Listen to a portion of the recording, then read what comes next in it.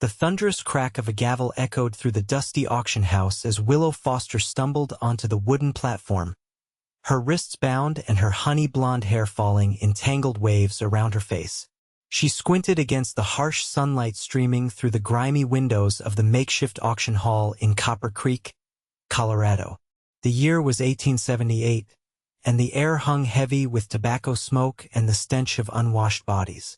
"Next up, gentlemen," bellowed the auctioneer, a portly man with yellowing teeth and a sweat-stained collar. A fine specimen, young, strong, and obedient.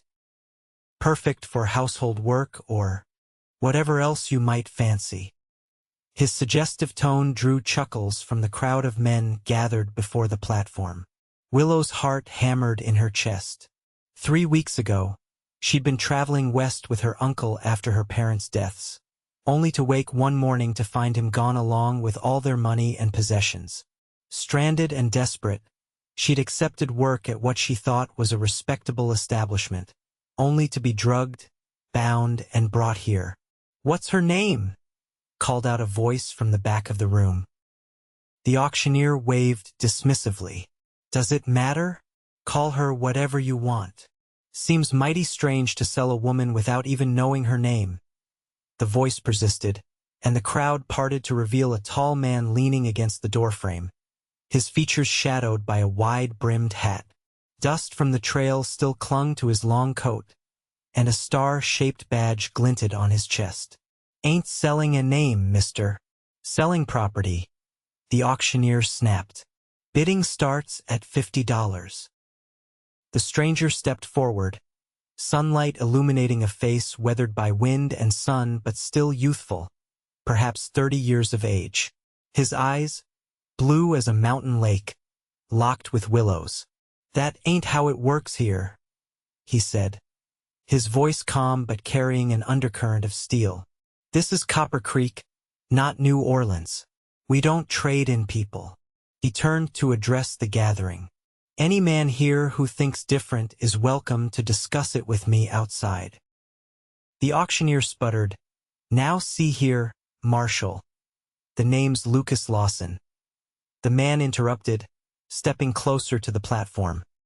His hand rested casually near the Colt revolver at his hip. "And this lady already has a name." His gaze traveled back to Willow, something unreadable flickering in his eyes.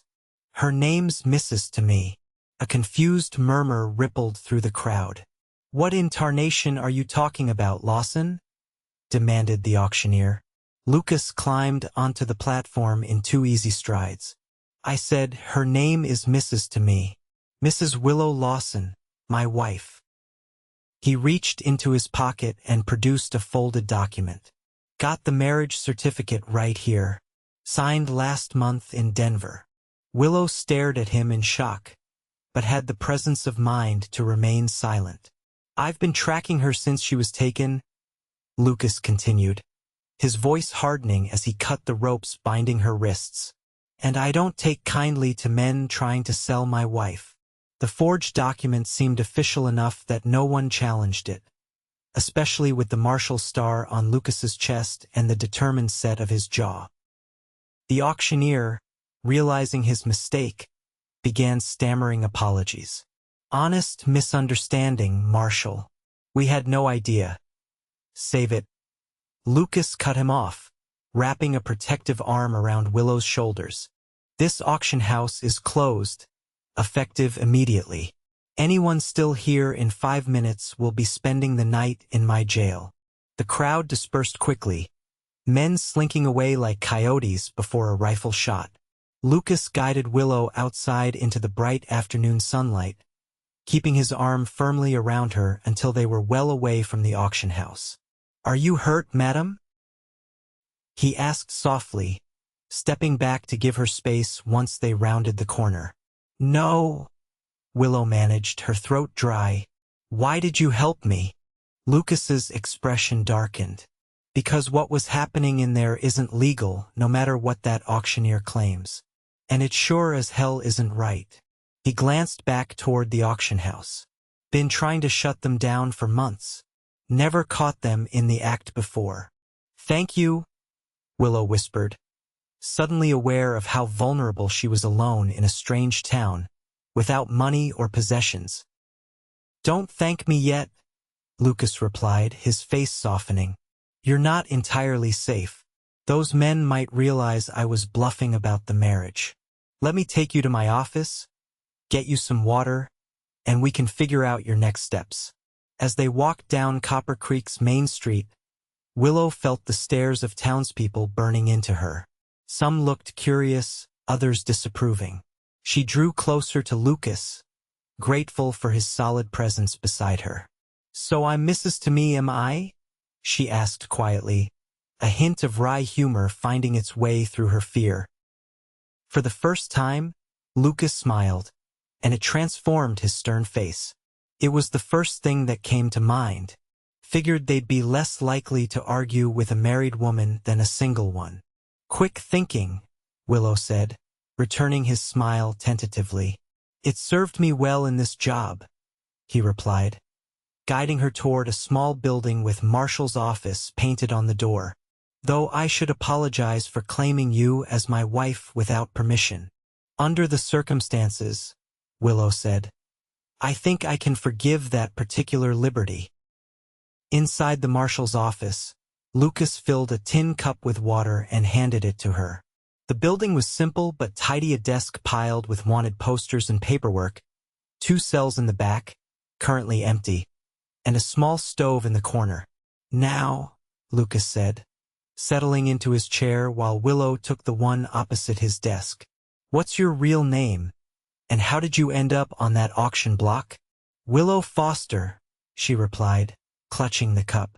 "I was traveling west with my uncle after my parents died in a fever outbreak back in Pennsylvania.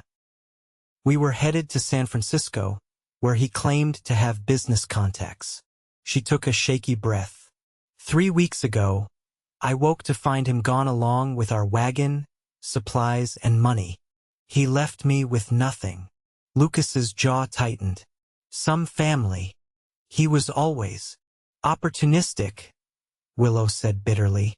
"I should have known better than to trust him, but I had nowhere else to go after my parents died." "What happened after he abandoned you?" "I made it to the nearest town, Silver Junction. Found work washing dishes at what I thought was just a saloon. The owner, a woman named Madame Rosalie, seemed kind at first. Said she'd help me earn enough to continue my journey." Willow's hands trembled slightly. 3 days ago, she gave me a cup of tea before bed. Next thing I knew, I woke up in a wagon with other women, all of us bound and headed here. Lucas cursed under his breath. "Madame Rosalie, I should have known. She works with a network of suppliers for these illegal auctions." He leaned forward. "Miss Foster, your testimony could help us finally shut down this operation. Would you be willing to make a formal statement?" Willow nodded without hesitation. "Yes, I don't want this happening to anyone else." "Good," Lucas said, relief evident in his voice. "Unfortunately, this puts you in a difficult position. These people have connections, and they won't be happy about losing their merchandise and facing potential charges." Willow flinched at being called merchandise, but recognized the truth in his words. "What should I do?" Lucas considered for a moment. "For your safety, I think we need to maintain the fiction that you're my wife, at least until I can arrange safe passage for you to wherever you want to go. Would that be acceptable?" I suppose it would," Willow said, surprised by his consideration for her comfort. "But where would I stay? I have a small house at the edge of town. You can take the bedroom. I'll sleep in the front room." Seeing her hesitation, he added, "I give you my word as a lawman and a gentleman that you'll be safe under my roof." Something in his steady gaze made Willow believe him. "Thank you, Marshal Lawson." "Lucas," he corrected with a small smile. "If you're supposed to be my wife, you should probably use my first name." "Lucas?" Willow repeated, the name feeling strange yet somehow right on her lips. As dusk fell over Copper Creek, Lucas escorted Willow to his modest home, a one-story wooden structure with a small porch. Inside, it was simple but tidy, with a main room containing a table, chairs, and a stone fireplace, a separate bedroom, and a small kitchen area. "It's not much," Lucas said, suddenly self-conscious as he lit a lamp, "but it's clean and warm." "It's lovely," Willow replied honestly, noticing the small touches that made it a home hand-carved wooden bookends on a shelf of well-worn books, a colorful quilt draped over a chair, a pair of spurs hanging by the door that had been polished to a shine. "I'll fix us something to eat," Lucas offered. "You must be hungry." As he moved around the kitchen, Willow noticed how different he seemed here compared to the intimidating figure at the auction house. His movements were efficient but gentle as he sliced bread and stirred a pot of beans heating on the stove. "Have you been Marshal here long?" Willow asked, wanting to know more about this man who had rescued her. "For years," Lucas replied. "Came west after the war. Served with General Sherman's army, but couldn't settle back into civilian life in Ohio afterward. Needed open spaces and a fresh start." He glanced at her. "What about you? Any family besides that uncle of yours?" Willow shook her head. "No one. My mother had a sister, but she died years ago. Father was an only child. It was just the three of us until the fever took them both within days of each other." Lucas placed a plate of beans, bread, and some dried beef in front of her. "I'm sorry to hear that. Losing family is never easy." "No, it isn't," Willow agreed, suddenly ravenous as the aroma of the simple meal reached her. "Thank you for this." They ate in companionable silence, both tired from the day's events. When they finished, Lucas showed Willow to the bedroom. "There's a wash basin and some clean towels," he explained, "and I put one of my shirts on the bed for you to sleep in. It's all I have at the moment, but tomorrow we can see about getting you some proper clothes." Willow felt tears spring to her eyes at his thoughtfulness. "Why are you being so kind to me?" Lucas paused in the doorway. "Because it's the right thing to do." He hesitated, then added more softly, "And because I know what it's like to be alone in the world."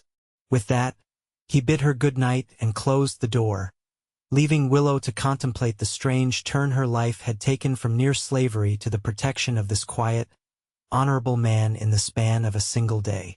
Morning brought the sound of birdsong and the smell of coffee. Willow dressed in her wrinkled clothes from the day before and emerged from the bedroom to find Lucas at the stove, frying eggs. "Good morning," he greeted her. "Sleep well." "Better than I expected," Willow admitted. In truth, she'd slept deeply, feeling safe for the first time in weeks. "Can I help with anything?"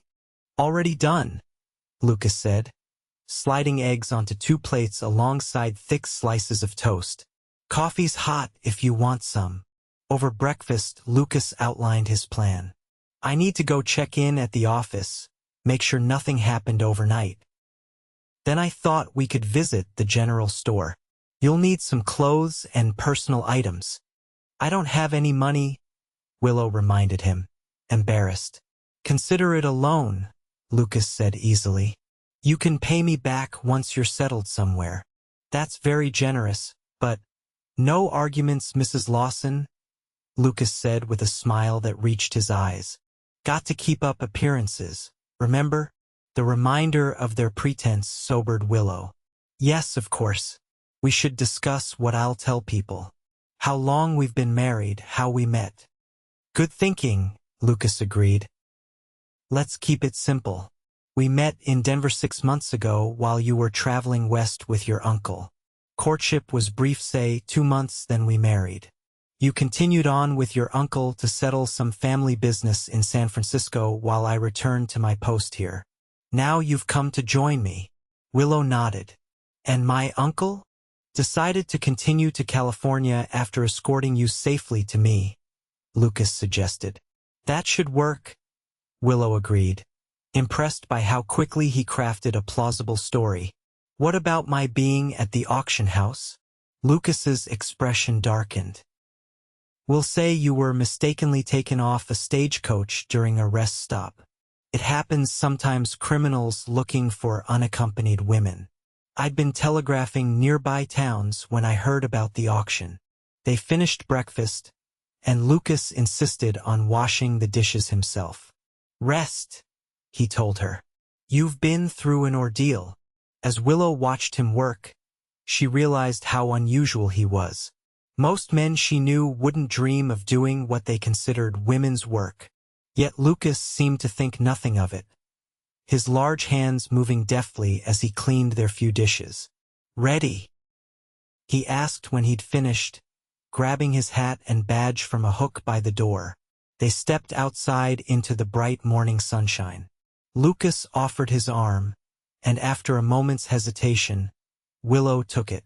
They had to maintain their charade after all. Walking through town on Lucas's arm, Willow felt the stares of the townspeople even more intensely than the day before. Some nodded respectfully to Lucas. Others whispered behind their hands. Word travels fast in Copper Creek, Lucas murmured. By now, everyone knows the marshal has a wife no one knew about.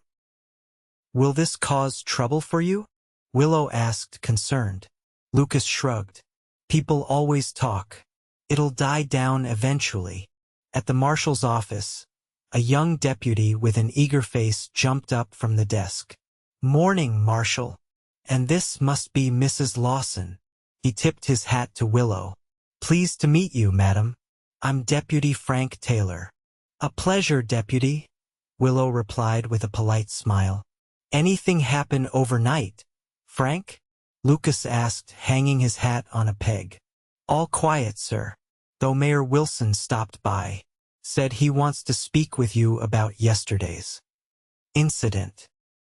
Frank glanced apologetically at Willow. Sorry, madam. It's all right, Willow assured him. I'm aware of what happened. Lucas frowned. The mayor can wait. I'll be checking in on Mrs. Lawson at the general store in an hour, Frank. Hold down the fort until then. Yes, sir, the young deputy said enthusiastically. As they walked to the general store, Willow whispered, Will the mayor cause problems? Possibly, Lucas admitted. Wilson has investments in businesses throughout the territory. Wouldn't surprise me if he had a financial interest in those auctions. Before Willow could respond, they arrived at Cooper's General Store, a large establishment with a wide porch and windows displaying everything from tools to fabrics. Inside, Mrs. Cooper, a plump woman with kind eyes and graying hair, rushed forward to greet them. Marshal Lawson, and this must be your bride. Oh my, what a lovely surprise for our town. She clasped Willow's hands warmly.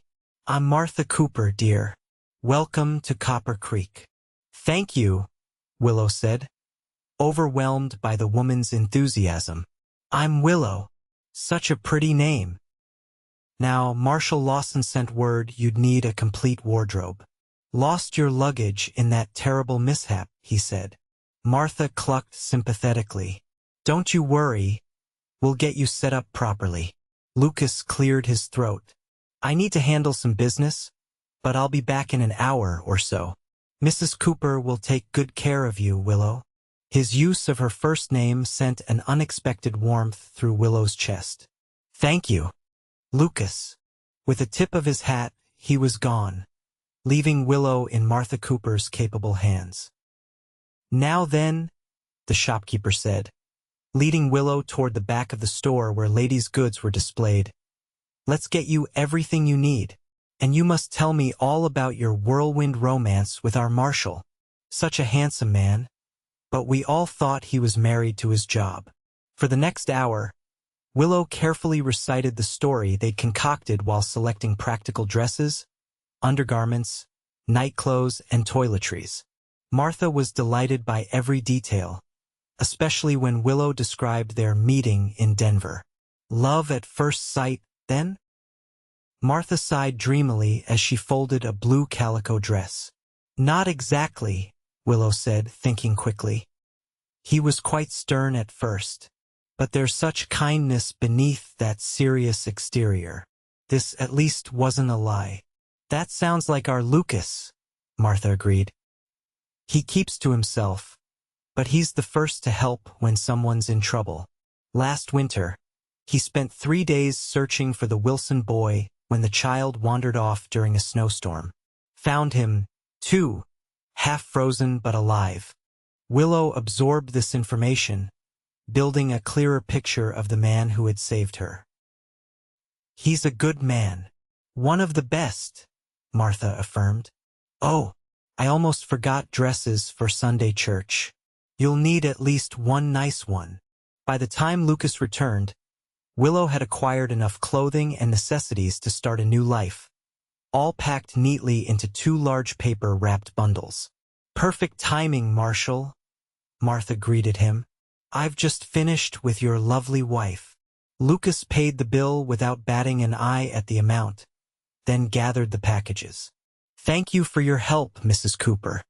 Any time, and please, both of you must come to Sunday dinner this week. My husband and I would love to have you. Outside, Lucas loaded the packages onto a small wagon he'd brought. Sorry about that.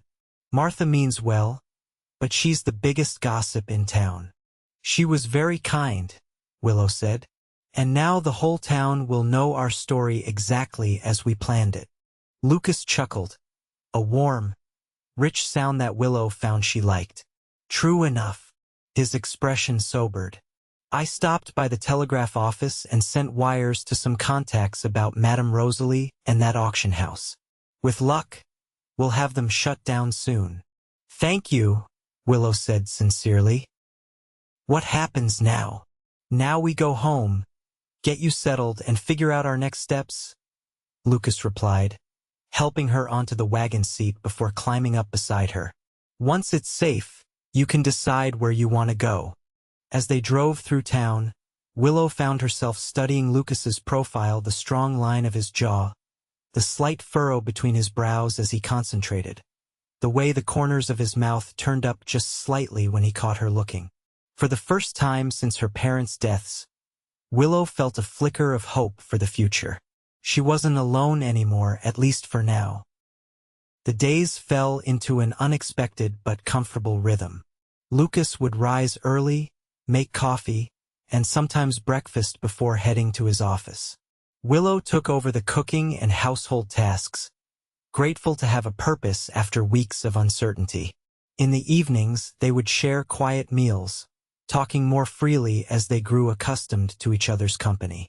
Lucas told her about growing up on a small farm in Ohio, his 3 years fighting in the Civil War, and his decision to head west afterward, unable to return to normal life after the horrors he'd witnessed. I drifted for a while, he explained one night as they sat by the fire, Lucas cleaning his revolver while Willow mended one of his shirts. Worked as a ranch hand, briefly rode with a cavalry patrol. Then I pinned on a deputy's badge in a mining town north of here.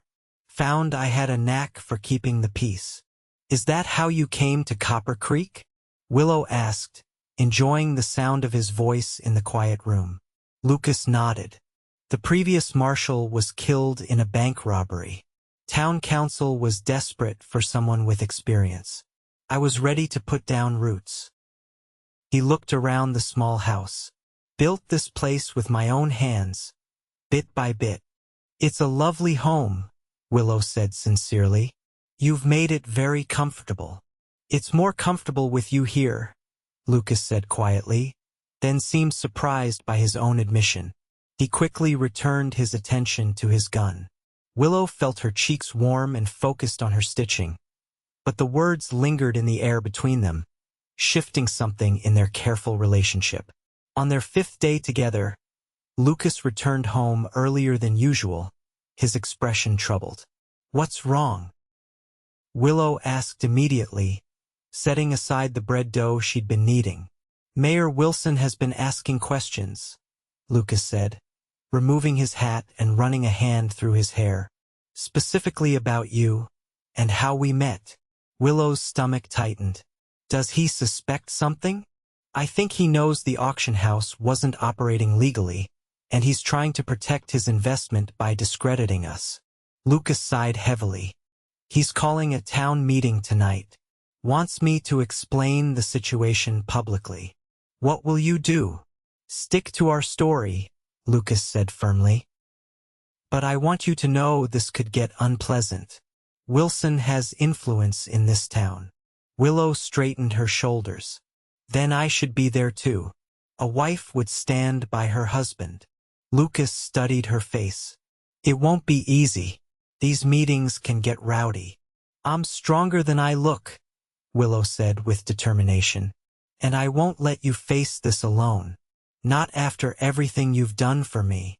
Something flickered in Lucas's eyes, surprise, and perhaps something warmer. All right, meetings at 7 in the town hall. The town hall was packed when they arrived that evening.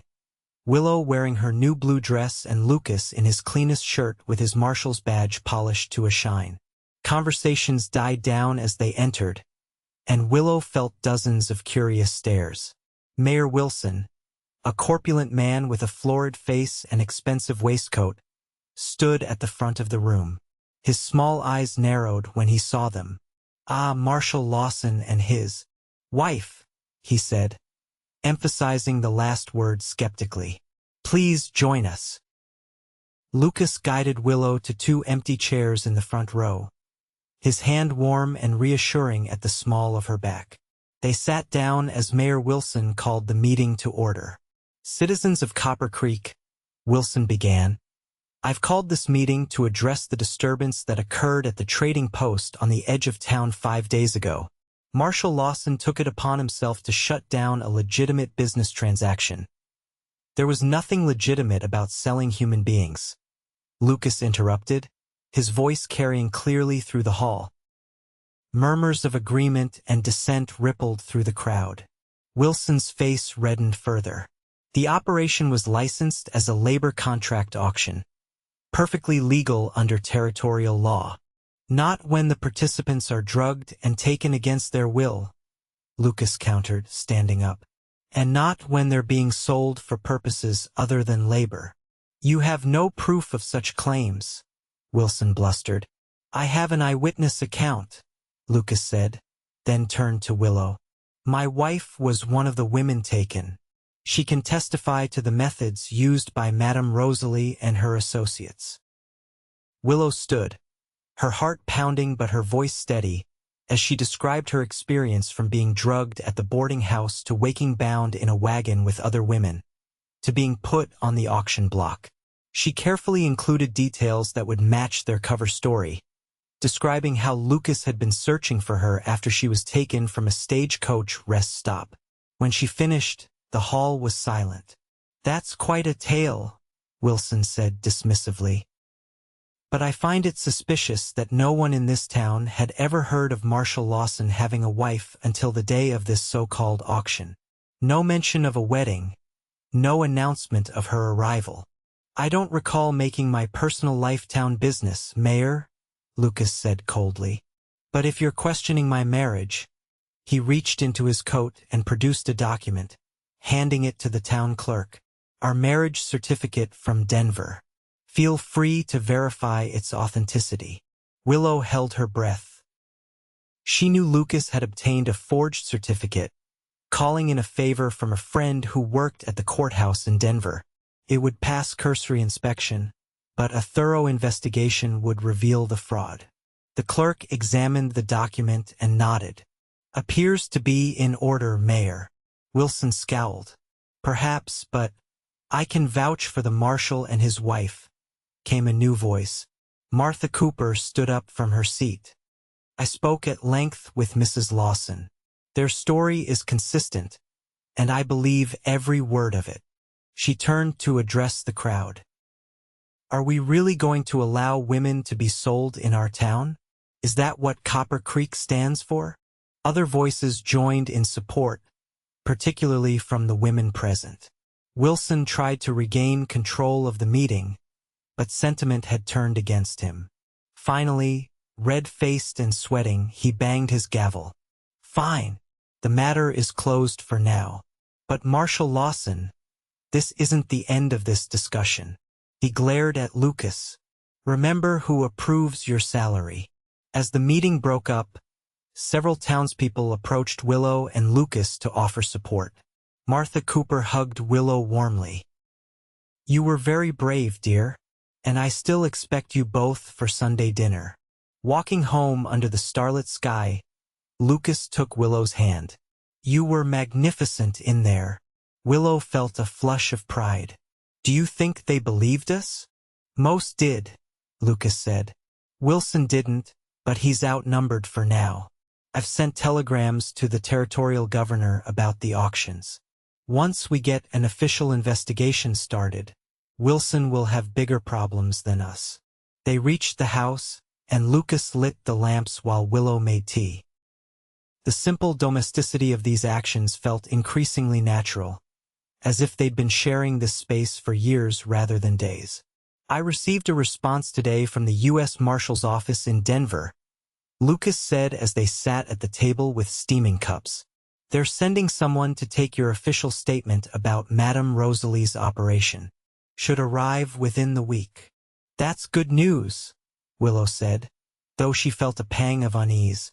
Once she gave her statement, there would be no reason for her to stay in Copper Creek. No need to continue their pretense of marriage. Lucas seemed to read her thoughts. Once that's done, you'll be free to go wherever you choose. San Francisco, as you originally planned, or anywhere else. Yes, Willow said softly, staring into her tea. I suppose I will. A heavy silence fell between them.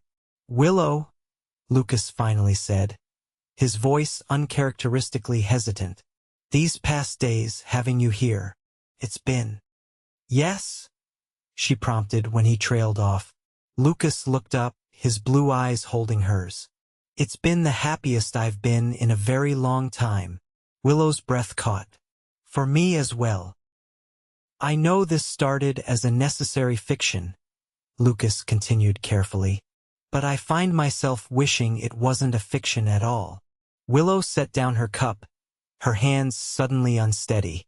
What are you saying, Lucas?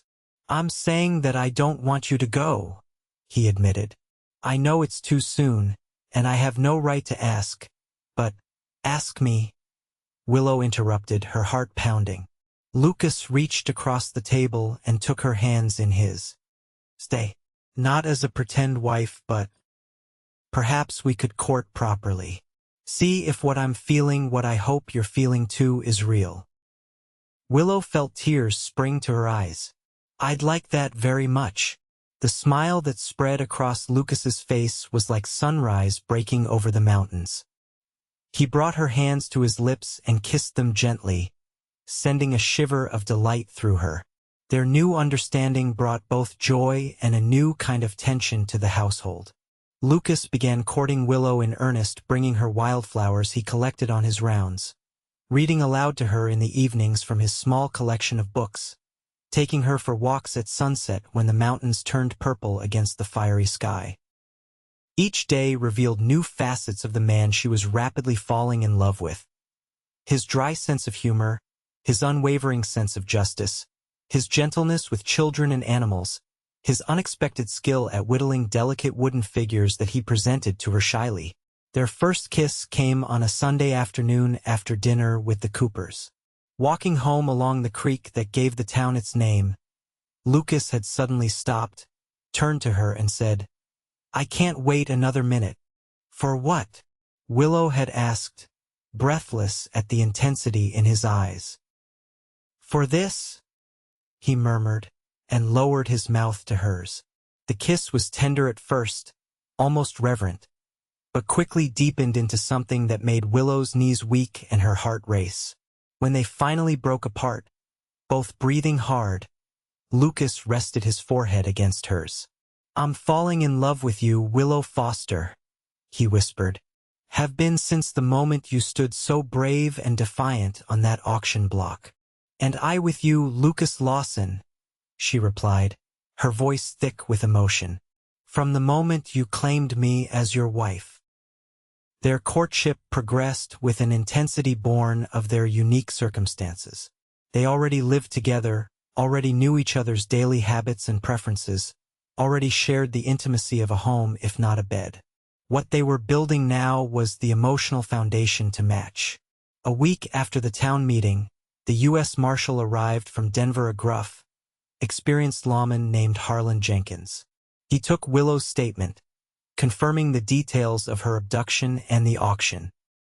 "This fits the pattern we've been tracking across the territory," Jenkins told them, sitting in Lucas's office.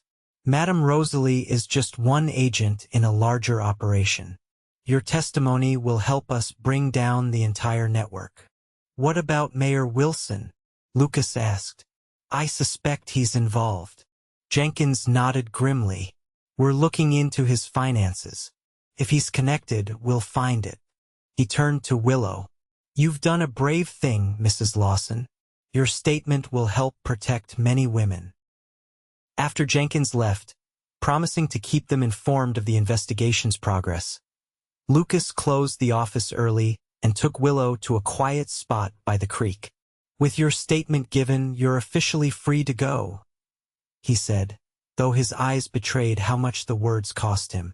"I want you to know that you have options. If staying in Copper Creek with me isn't what you want, I'll help you get wherever you need to go." Willow took his hands in hers. "Lucas Lawson, are you trying to get rid of me?" A smile tugged at his mouth. "Never. But I need you to know that you have a choice. What started as a necessity doesn't have to continue if it's not what you truly want." "What I want," Willow said firmly, "is to stay right here, with you, if you'll have me." The relief that washed over Lucas's face was almost comical. "If I'll have you? Willow, you've become everything to me." "Then it's settled," she said, leaning forward to seal the decision with a kiss. That night, as they sat on the porch watching fireflies dance in the gathering darkness, Lucas cleared his throat nervously. "There's something I need to tell you," he said. "Something about my past." Willow turned to him, concerned by the seriousness in his voice. "What is it?" "Before I came west, back in Ohio, I was engaged." He stared out into the night. "Her name was Emma. We grew up together, planned to marry after the war." He paused, his jaw tightening. "She didn't wait. Married a man who bought his way out of service while I was fighting. When I came home and found out, it broke something in me. It's why I left, why I drifted for so long." Willow placed her hand over his. "I'm sorry you were hurt that way." "I'm not telling you this for sympathy," Lucas said, finally meeting her eyes. "I'm telling you because I never thought I'd feel this way about anyone again. Never thought I'd want to build a life with someone, share a home, maybe even have a family someday." He took a deep breath. "But I want all of that with you, Willow. And it terrifies me." "It terrifies me too," Willow admitted. "After losing my parents, being abandoned by my uncle, I was certain I'd have to face the world alone. Trusting anyone seemed impossible." She squeezed his hand. "But I trust you, Lucas. Completely." Lucas pulled her into his arms, holding her as if she was the most precious thing in the world. "I love you," he whispered against her hair. "God help me. I love you so much." "I love you too," Willow replied. And in that moment, under the vast Colorado sky, she knew she'd found her home. 2 days later, Mayor Wilson disappeared from Copper Creek in the middle of the night, taking only what he could carry on horseback. The next morning, U.S. Marshal Jenkins returned with a warrant for Wilson's arrest on charges of human trafficking and corruption. "He got wind of our investigation," Jenkins explained grimly. "But he won't get far. We've alerted every lawman in the territory." True to Jenkins's word, Wilson was apprehended 3 days later, trying to cross into New Mexico territory. The evidence found in his home and office implicated not only Wilson but several prominent businessmen across the region in the human trafficking network. The territorial governor asked me to convey his personal thanks for your role in breaking this case. Jenkins told Lucas and Willow during his final visit to Copper Creek. And to inform you that the town council will be appointing an interim mayor until proper elections can be held. After Jenkins departed, the town held a celebration in the square partly to mark the end of Wilson's corrupt influence, partly to properly welcome Mrs. Lawson to Copper Creek. The whole town turned out with food, music, and dancing. As darkness fell and lanterns were lit around the square, Lucas pulled Willow aside, behind the large oak tree at the edge of the celebration. "There's something I need to ask you," he said, suddenly solemn. "What is it?" Willow asked, concerned by his serious expression. Lucas took a deep breath, then dropped to one knee before her, producing a small ring from his pocket. "Willow Foster, I know we did this all backward, claimed to be married before we even knew each other, fell in love while pretending to be husband and wife. But I want to do this part right." His voice wavered slightly. "Would you marry me? For real this time?" Tears sprang to Willow's eyes as she looked down at the simple gold band with a small pearl set in its center. "Yes," she whispered. "Yes, Lucas, I will marry you." His smile was radiant as he slipped the ring onto her finger. "It was my mother's," he explained. "I telegraphed my brother in Ohio last week and asked him to send it." "It's beautiful," Willow said, admiring how the pearl caught the lantern light. Lucas stood and pulled her into his arms. "I thought we could be married by month's end, if that's not too soon. Unless you want a big wedding with all the trimmings? Whatever you want, I'll make it happen." Willow laughed. "A simple ceremony is perfect. After all, according to the town, we're already married." "True," Lucas acknowledged with a grin. "But I want to make honest folk of us."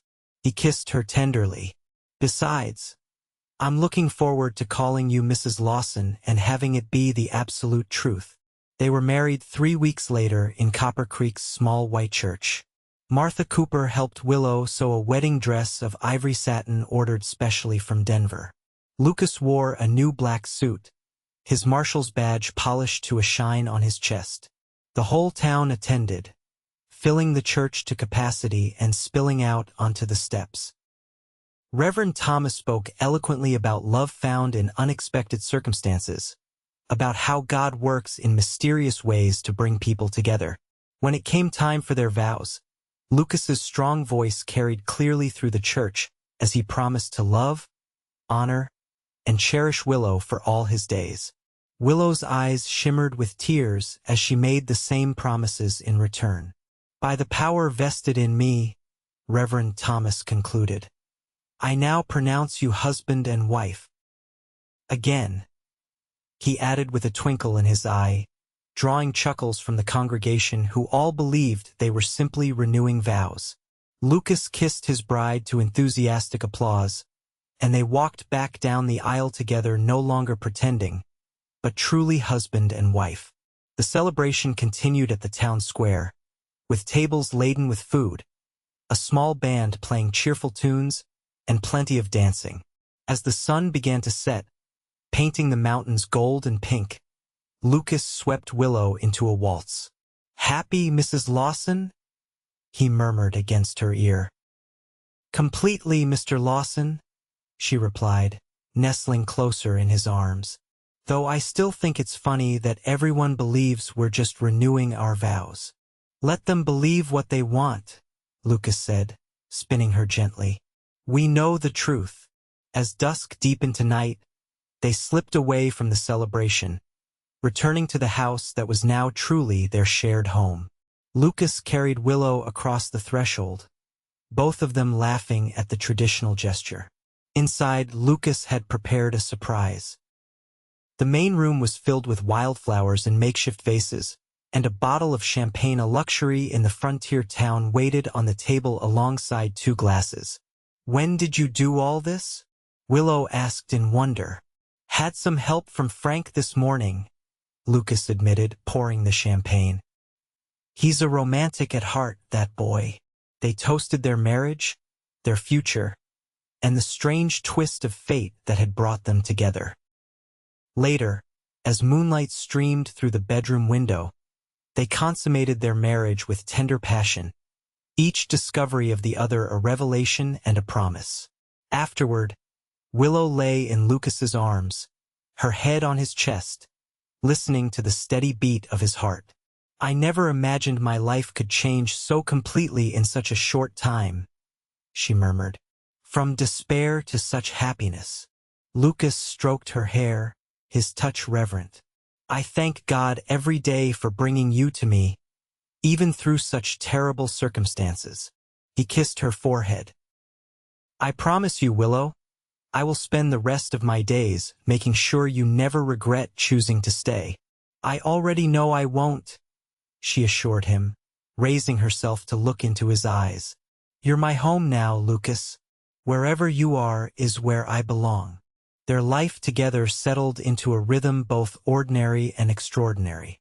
Willow became an integral part of Copper Creek, helping Martha Cooper in the store 3 days a week, organizing a small school for the younger children, and starting a ladies' aid society to help families in need. Lucas continued as Marshal, now with the full support of the newly elected town council. His reputation grew throughout the territory as a fair but uncompromising lawman.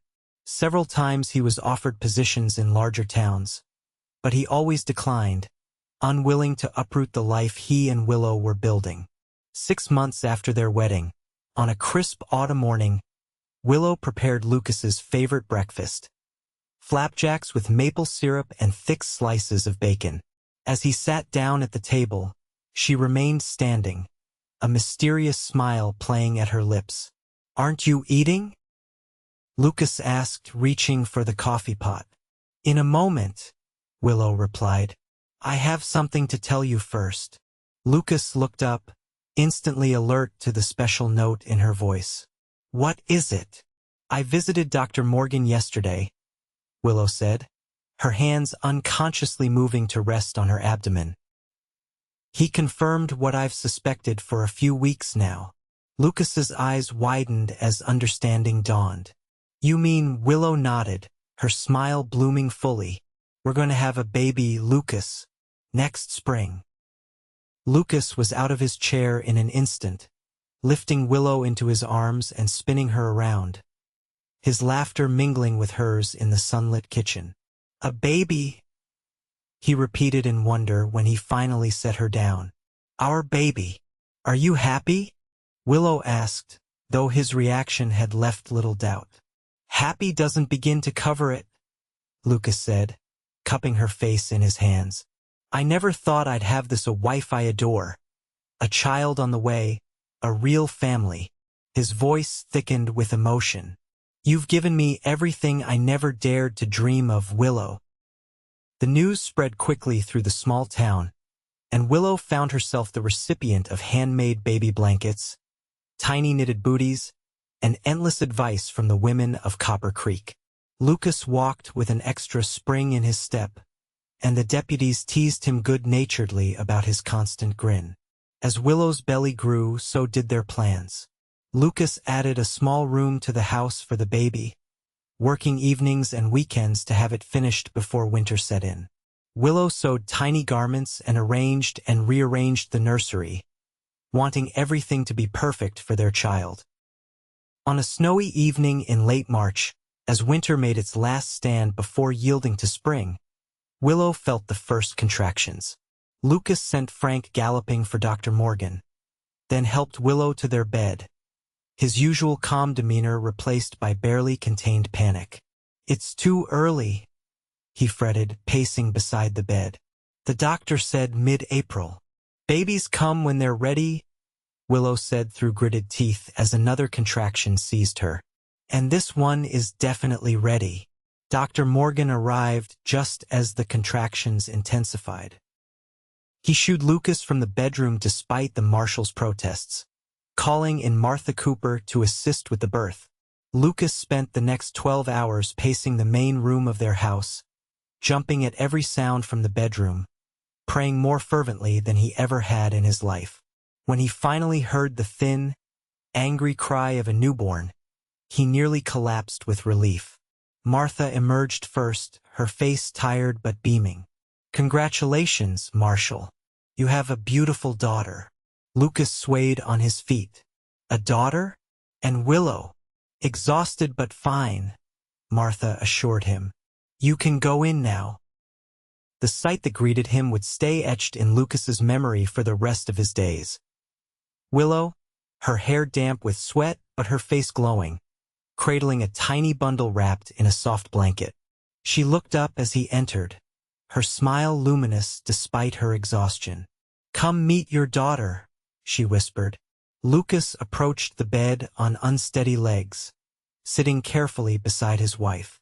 Willow tilted the bundle so he could see the perfect, red face of their child, a wisp of dark hair, tiny clenched fists, a button nose.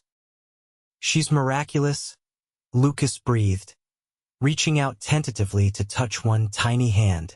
The baby reflexively gripped his finger, and he felt his heart expand with a love so fierce it was almost painful. "What shall we name her?" Willow asked softly. Lucas thought for a moment. "What about Hope? It seems fitting." "Hope?" Willow repeated, looking down at their daughter. "Yes, that's perfect. Hope Lawson." She looked up at her husband, her eyes full of love. "Do you want to hold her?" With trembling hands, Lucas took the swaddled infant, cradling her with exquisite care against his broad chest. "Hello, little Hope," he whispered. "I'm your pa, and I'm going to love you and protect you all the days of my life." As if understanding, Hope opened her eyes blue like her father's and gazed solemnly up at him. The family of three settled into a new rhythm, nights punctuated by feedings, days filled with the wonder of watching their daughter discover the world. Lucas proved to be a devoted father, as comfortable changing diapers as he was facing down outlaws. When Hope was 6 months old, Lucas came home one evening with a mysterious smile and an envelope in his hand. "What's that?" Willow asked, looking up from where she sat on a blanket on the floor, watching Hope practice rolling over. "A letter from the territorial governor," Lucas said, sitting beside her. "Remember those men Wilson was working with? The trafficking ring?" "Of course," Willow replied, shuddering at the memory. "The last of them was convicted yesterday. The governor wanted us to know personally." Lucas's smile widened. "And he included this." He pulled a bank draft from the envelope. "A reward for your testimony that helped break the case. It's substantial." Willow's eyes widened as she saw the amount. "Lucas, that's enough to buy that parcel of land outside town," Lucas finished. "The one with the creek running through it where we walked last summer. Enough to build a proper house there, with room for Hope to run and play. Maybe even room for more children, if you want them." "More children," Willow repeated, her heart swelling at the thought. "I'd like a houseful," Lucas admitted with a slightly sheepish smile. "Growing up with brothers and sisters was the best part of my childhood." He looked down at Hope, who had abandoned her rolling efforts and was now gumming her fist. "But only if you want that too." Willow leaned over to kiss him softly. "I want everything with you, Lucas. A new house, more children, growing old together, watching them grow up." They purchased the land the following week, 15 acres of rolling meadow backed by pine forest, with a clear creek running along one edge. Lucas hired a builder from Denver to design a 2-story house with plenty of bedrooms, a large kitchen, and wide porches where they could watch the sunset over the mountains. Construction began that autumn and continued through the winter, with Lucas riding out whenever he could to check on progress. By the following spring, as Hope took her first tottering steps, the house was nearly complete. "What do you think, little one?" Lucas asked, holding Hope's hands as she wobbled across the new wooden floor of what would be their front parlor. "Do you like your new home?" Hope babbled happily, her dark curls bouncing as she concentrated on placing one foot in front of the other. Willow watched from the doorway, one hand resting on her slightly rounded belly where their second child grew. "I think that's a yes," she said with a laugh.